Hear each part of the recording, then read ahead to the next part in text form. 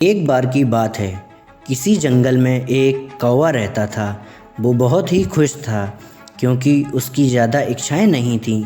वह अपनी ज़िंदगी से संतुष्ट था। लेकिन एक बार उसने जंगल में किसी हंस को देख लिया और उसे देखते ही सोचने लगा कि ये प्राणी कितना सुंदर है। ऐसा प्राणी तो मैंने पहले कभी नहीं देखा, इतना साफ और सफ़ेद। यह तो इस जंगल में औरों से बहुत सफ़ेद और सुंदर है, इसलिए यह तो बहुत खुश रहता होगा।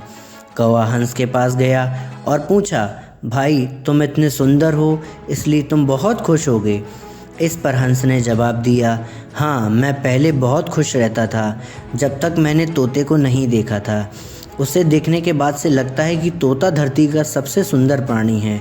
हम दोनों के शरीर का तो एक ही रंग है, लेकिन तोते के शरीर पर दो दो रंग हैं। उसके गले में लाल रंग का घेरा और वो सुर्ख हरे रंग का था। सच में वो बेहद खूबसूरत था। अब कौवे ने सोचा कि हंस तो तोते को सबसे सुंदर बता रहा है, तो फिर उसे देखना होगा। कौवा तोते के पास गया और पूछा, भाई तुम दो दो रंग पाकर बहुत खुश होगे। इस पर तोते ने कहा, हाँ मैं तब तक बहुत खुश था जब तक मैंने मोर को नहीं देखा था।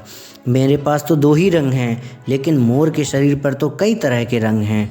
अब कौवे ने सोचा, सबसे ज़्यादा खुश कौन है, ये तो मैं पता करके ही रहूँगा। इसलिए अब मोर से मिलना ही पड़ेगा। कौवे ने मोर को जंगल में ढूंढा, लेकिन उसे पूरे जंगल में एक भी मोर नहीं मिला और मोर को ढूंढते ढूंढते वह चिड़ियाघर में पहुंच गया। तो देखा, मोर को देखने बहुत से लोग आए हुए हैं और उसके आसपास अच्छी खासी भीड़ है। सब लोगों के जाने के बाद कौवे ने मोर से पूछा, भाई तुम दुनिया के सबसे सुंदर जीव हो और रंग बिरंगे हो। तुम्हारे साथ लोग फ़ोटो खिंचवा रहे थे, तुम्हें तो बहुत अच्छा लगता होगा और तुम तो दुनिया के सबसे खुश जीव होगे। इस पर मोर ने दुखी होते हुए कहा, भाई अगर सुंदर हूँ तो क्या फ़र्क पड़ता है, मुझे लोग इस चिड़ियाघर में कैद करके रखते हैं, लेकिन तुम्हें तो कोई चिड़ियाघर में कैद करके नहीं रखता और तुम जहाँ चाहो अपनी मर्ज़ी से घूम फिर सकते हो। इसलिए दुनिया के सबसे संतुष्ट और खुश जीव तो तुम्हें होना चाहिए, क्योंकि तुम आज़ाद रहते हो। कौवा हैरान रह गया क्योंकि उसके जीवन की अहमियत कोई उसे दूसरा बता गया। दोस्तों, ऐसा ही हम लोग भी करते हैं। हम अपनी खुशियों और गुणों की तुलना दूसरे से करते हैं, ऐसे लोगों से जिनका रहन सहन का माहौल हमसे बिल्कुल अलग होता है।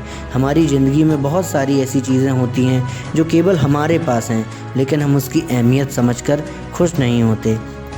लेकिन दूसरों की छोटी खुशी में भी हमें बड़ी लगती है, जबकि हम अपनी बड़ी खुशियों को इग्नोर कर देते हैं।